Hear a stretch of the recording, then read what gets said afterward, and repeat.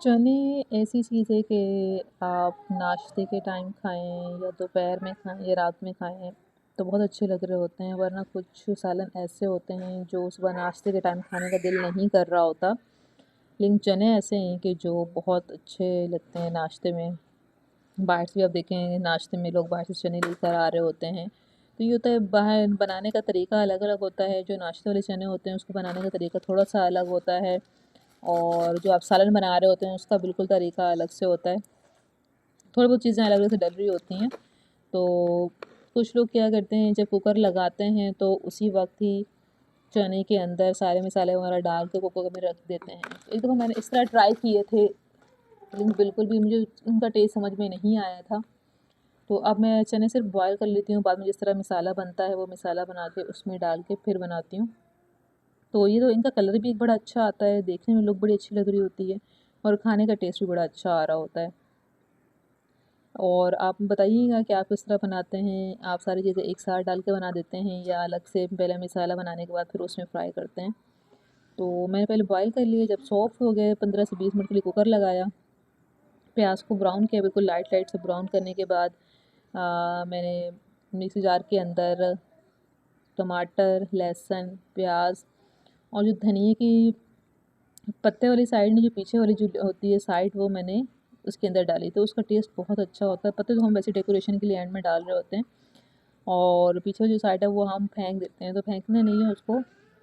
उसको किसी भी मसाले में आप ग्राइंड करें डालें, उसका टेस्ट और उसकी खुशबू खाने के अंदर बहुत अच्छी आती है।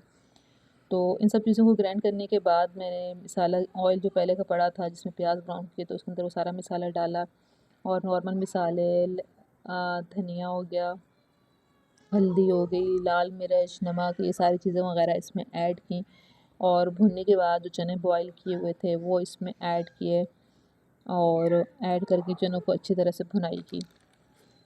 तो इस तरह चने बहुत अच्छे बनते हैं, डिफरेंट सा टेस्ट भी आता है और बहुत बहुत मज़े के बने थे। तो आप लोग बताइएगा कि आप लोग किस तरीके से बना रहे होते हैं और नाश्ते में चने खाना किस किस को पसंद है।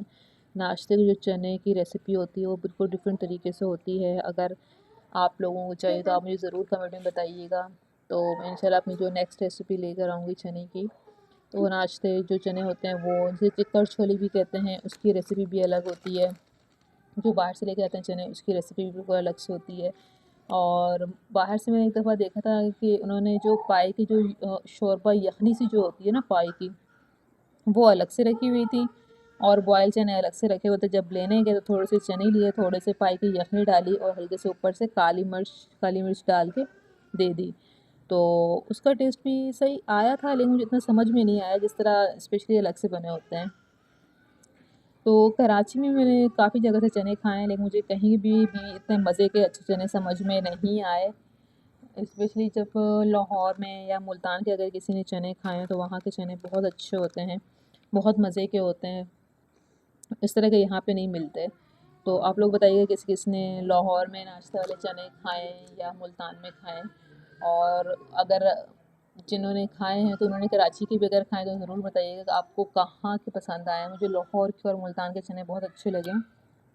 कराची में मैंने 5-6 जगह से ट्राई किए हैं, लेकिन मुझे अभी तक कोई जगह समझ में नहीं आई कि जहाँ से अच्छे मिले हों और आपको वाक़ई ही लगे कि ये चने हैं आपको खाने हैं। तो रात का टाइम था, चने मैं साइड पे कर दिए, दूसरी साइड पे मैंने कहा बनते रहेंगे, रोटी भी साथ में बना लें। ये तो आपको पता है हर वक़्त मैं इमरजेंसी में जल्दी-जल्दी में रहती हूँ, सारे काम जल्दी-जल्दी करने होते हैं, टाइम हर वक़्त ही शॉर्ट होता है मेरे पास चीज़ों के लिए। क्योंकि काफ़ी चीज़ें जॉब हो गई, साथ में बच्चे हो गए, घर का काम हो गया, सारी चीज़ें मैनेज करना बहुत मुश्किल हो रहा होता है।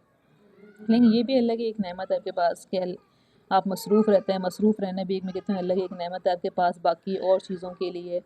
एक्स्ट्रा जो हम चीज़ें सोच रहे होते हैं, अपने आप को टेंशन में डाल रहे होते हैं, वो बातें आपको सोचने का टाइम ही नहीं मिलता। ना टाइम होगा, ना आप सोचेंगे, ना आप डिप्रेशन में, टेंशन में जाएँगे।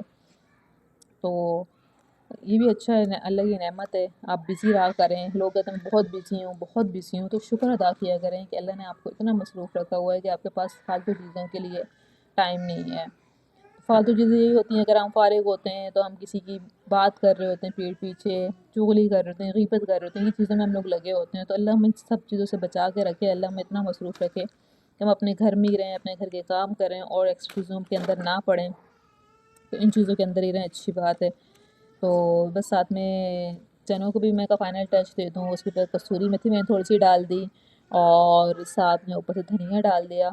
तो भूनने के बाद हल्की हल्की मैंने से ग्रेवी रखी थी, वो बिल्कुल खुश्क जो चने होते हैं ना वो भी नहीं खाए जाते। अब देखिए इसमें हल्की हल्की सा ग्रेवी लग रही है, लेकिन जब मैंने चूल्हा बंद कर दिया और 5 मिनट के बाद जब मैंने इसको सर्व किया तो ये देखें बिल्कुल ही खुश्क हो जाता है, जल्दी वो खुश्क हो जाते हैं। तो अब देखिए बहुत अच्छे, बहुत मज़े के बने थे। इसको ज़रूर टेस्ट कीजिएगा, मुझे ज़रूर फीडबैक दीजिएगा और चैनल को ज़रूर सब्सक्राइब करें, लाइक करें ताकि मेरे आने वाली आपको वीडियोज़ मिलती रहें। तब तक के लिए अल्लाह हाफ़िज़।